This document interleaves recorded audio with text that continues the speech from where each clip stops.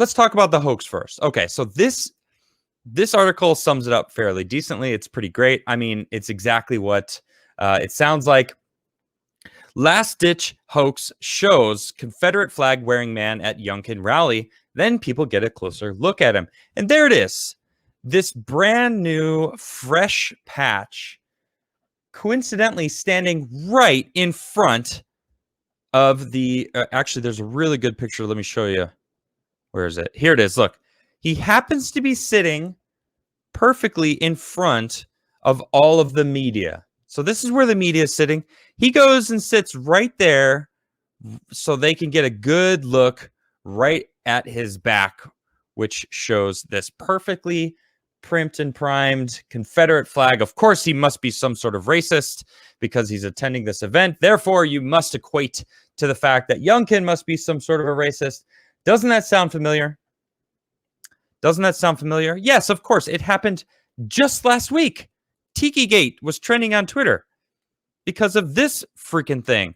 All these people standing out in the rain with tiki torches to at first say, well, this Jen Goodman works on the opposing party, McLaughlin's campaign, saying, "Oh my gosh, how disgusting!" Of course, it's now deleted because she then now later claims that she took part in setting this up. Like, what is going on? Of course, now Project Lincoln took part in that, and they claim that it was their idea to try to... Actually, this is their statement here. They run advertisements highlighting the hate unleashed in Charlottesville, as well as Glenn Youngkin's continued failure to denounce Donald Trump's very fine people on both sides. They are still pushing this lie. Oh, he condemned the neo-Nazis. He condemned the Nazis. Hello? If you listen to his speech, he says, I'm not talking about those people. They should be condemned outright. I'm not talking about them. I'm talking about the other people, the regular people that aren't like that just want the statues to stay. That's what they're still pushing this lie. And the messed up part is their voters believe it still and are still holding on to it. But now we've got this new thing. The voting is today, by the way. They're voting right now over. Well, it's probably over now. I think it's maybe it ends at 8 p.m. I don't know. It's almost 7 now. But I mean, now they've got this last-ditch November surprise to paint Republican candidate for Virginia Governor Glenn Youngkin as a white supremacist was launched at a political rally in Loudoun County on Monday night. The Youngkin rally drew hundreds of raucous supporters and opponents of the radical agenda of former Virginia Governor Terry McAuliffe. Pardon me, McAuliffe. I don't know how to say his name, but this dude, he seriously, I mean, he thinks that you shouldn't have say in what your parents or in what the schools teach your kids. He says parents shouldn't have any say. Excuse me? I think parents should have every say. Okay, sure, not everyone is smart. The average person thinks they're smarter than the average person, of course, and think about how stupid the average person is, and then you realize half of them are stupider than that, because that's the average, the baseline, which isn't very smart. So, okay, yeah, not all parents should have... we shouldn't... It's not a democracy. Maybe we should go the way of a republic, if you will, because in fact, it works out pretty well. Democracies tend to fail because mob rule never works. Anyway, that's kind of... I'm shining a light on a bigger picture there, but I kind of want to stay on subject here, and everyone is calling it out at what it is. Here's someone saying, Republican rally sizes larger than Loudoun warms my heart. That's awesome. Because it's true. There's a lot of people that showed up. It's great. Youngkin has experienced a surge in support in the closing weeks of the governor's race and is now running in a dead heat with McAuliffe. The latest Fox poll even showed McAuliffe trailing by 8 points in a survey of likely voters. And I just want to add to the fact, vote. Act like he's losing. Go out and vote for Youngkin, please. Don't think for a second that it's a close game. Get out there and vote, and let's save Virginia. Now, I don't live there myself. Of course, I would absolutely vote for Youngkin because I think that McAuliffe is an absolute nightmare. I mean, I don't think any Democrats are a positive influence on this country. I think they're all, I mean, Democrats isn't the right word for them anymore, I think. Anyway, continuing on. MSNBC covered the Youngkin rally. A suspicious, familiar tactic was deployed to slant the political candidates' optics on the verge of election night. A photo of a man with a Confederate jacket at the rally appears to have been first posted on Twitter by CBS reporter Mike Valerio. And there's Rakita. Let me just bring him onto the stream. Hey, Nick, how you doing, mate? Hey, what's up, buddy? I'm doing great, man. Of course, I cannot hear you. You can't hear me? Okay, now I can hear you. Oh, okay. It was me. It was my headphones. All right. I'm talking about. We're going to get into the Kyle Rittenhouse thing in a second. I just started talking about the whole Confederate flag on the back of the dude's. I don't know if you saw this. I know you were streaming for 8 hours today. You mad lad. Let me just show you what I'm talking about right now. This was at a Youngkin event. They saw this brand new Confederate flag patch. And they're claiming, oh, Youngkin's bringing racists to his event. And it's like, dude, it's the Tiki Gate thing all over again. We're going to hear that, the Lincoln Project, they're like, oh, no, that was us. We're just really trying to paint the picture that he's a racist. Look, I got me a new patch just for today. I got this brand new Confederate patch that my grandpappy gave me when he fought in the war for the South, which will rise again. Like, that is the most pristine Confederate patch. Like, what Etsy store even sells them anymore? I know. And all of the media all have these beautiful, crisp pictures of this one guy standing right in front of the media tent. Of course. Yeah, of course. Yeah, this seems let's say Confederate. He puts the Fed in Confederate. Confederate. Hey. Confederate is sus, maybe. I mean, how stupid do they think that people are? Very, very stupid. I think. Wait, that let me rephrase. Let me rephrase. How stupid are the people? Is that too harsh? But I feel that way. Like, how are people falling for this stuff? They're falling for it. It's working. I think they want to, right? It's confirmation bias. They want to believe. Yes. They want their political opponents to be monsters. Yep. And then they want them to be. They want them to. And the big monster right now is racism, right? Like that is the racism or transphobia or something like that. But primarily, it's been consistent for years. The big monster is racism. And if you can do that, no amount of Lincoln Project, lol, we were just trolling 3 days after the election is going to matter. Yep, exactly. Yeah, confirmation bias. That says it all. They don't even care. Oh, yeah. I'm right? Oh, good. I'm right. You're wrong. I get to continue thinking that you're evil, and I'm virtuous. Yes. I'm virtuous in what I believe, which may or may not be real. I don't care because I am virtuous. Well, you know the justification for all this, right? Well, I mean, sure, that guy was a plant making a point, but the point was that the racists are actually in the crowd. I mean, that's the Tiki Gate thing, right? Like, well, I mean, sure, we hired a bunch of people to dress up like these, like the Charleston Tiki guys, but and there weren't actually any there, but there would be, right? They all agree with it. They're just not saying it. I love the black white supremacist there. That is glorious. His posture is phenomenal too. He's so uncomfortable. Why am I here? Someone posted a picture of him and said, caption this. And I was like, I thought they told me this was for a potluck. I made a casserole and everything. I mean, did they not think ahead? It's like, come on, really?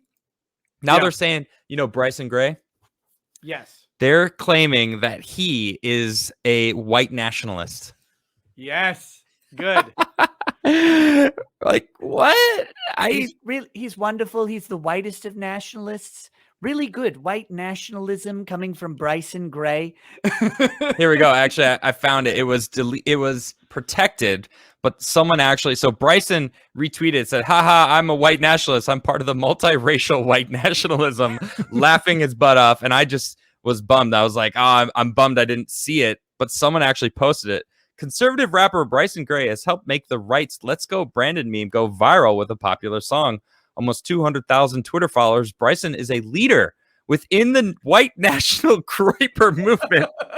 Boosts Nick Fuentes regularly and is wearing the America First hat below. Wow. They really are leaning into this. Everyone's racist now.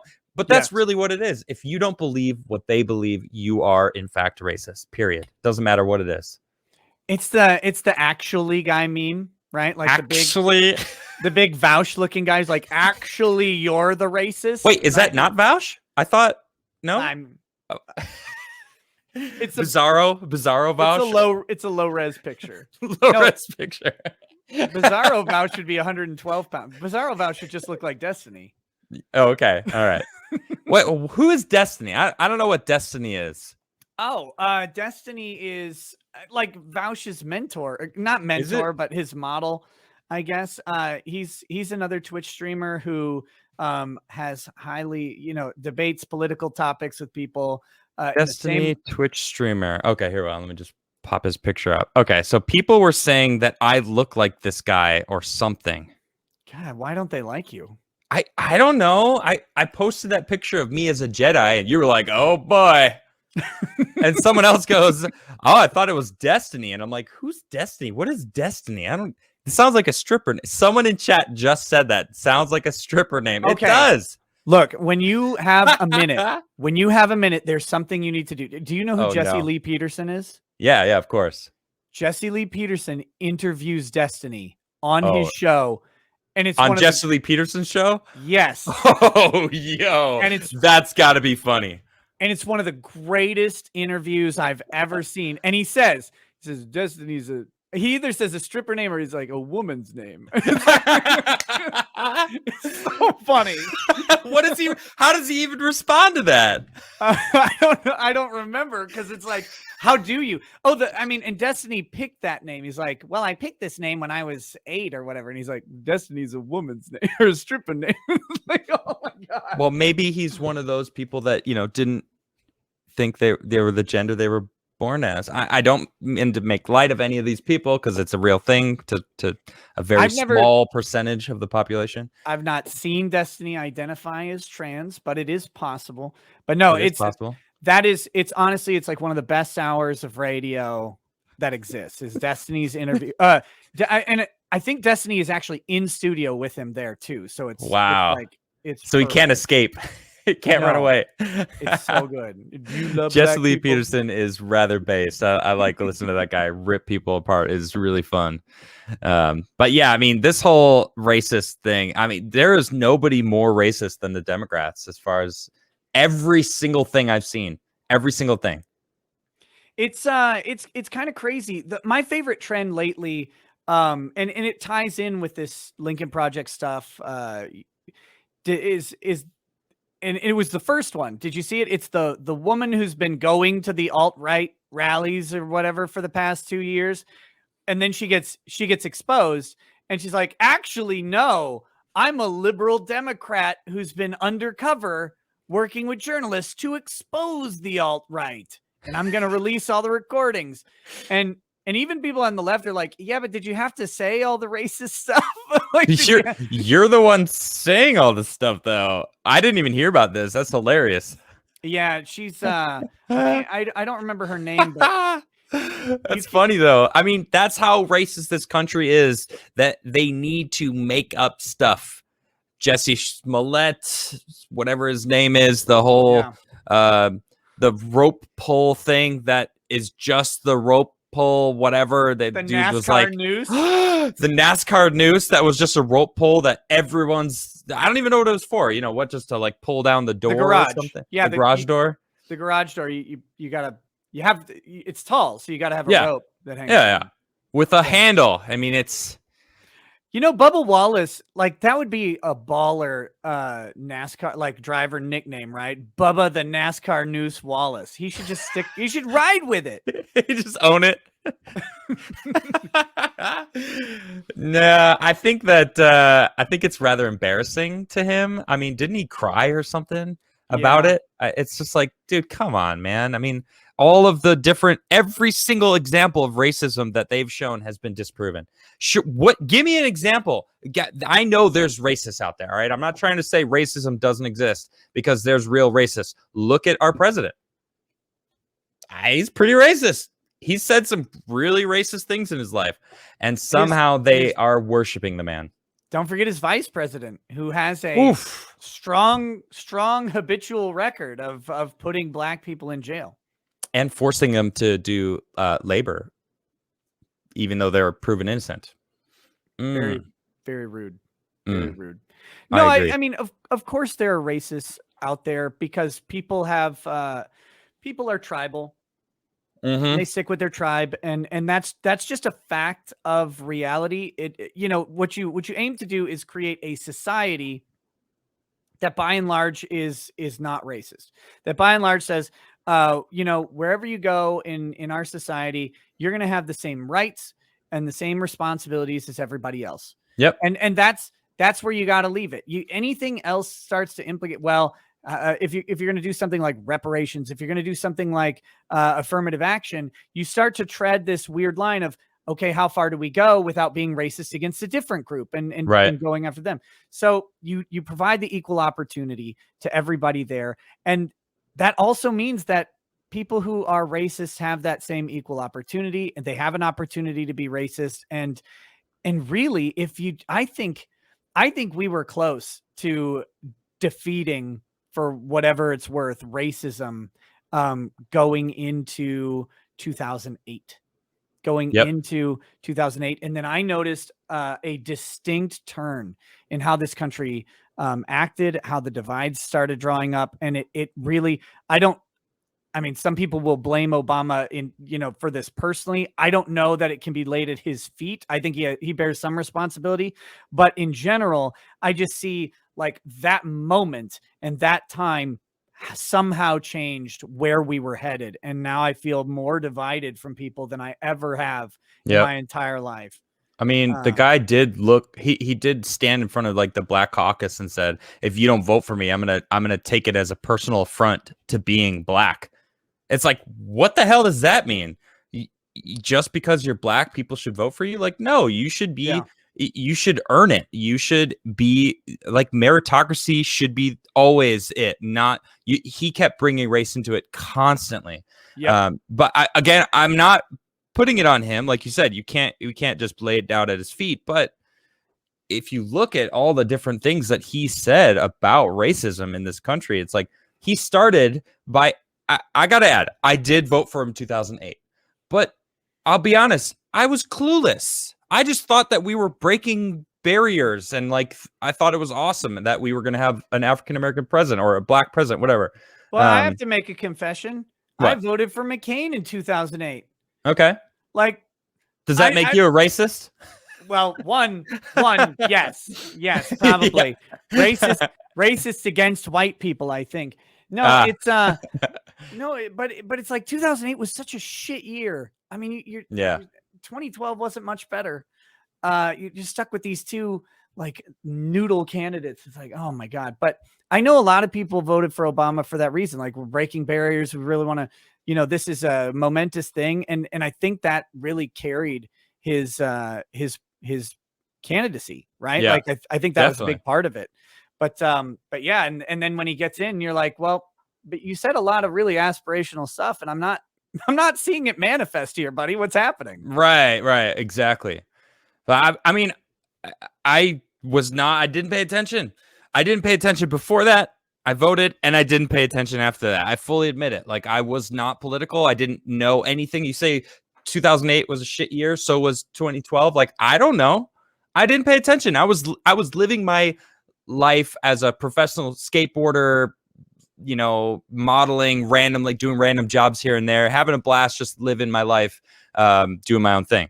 it wasn't until last year that I actually started becoming political and looking into it. And now I'm very tuned in with what's going on now politically, and I'm slowly building my backlog of what has transpired over the past 10, 15, 30 years of politics to get us to where we are now.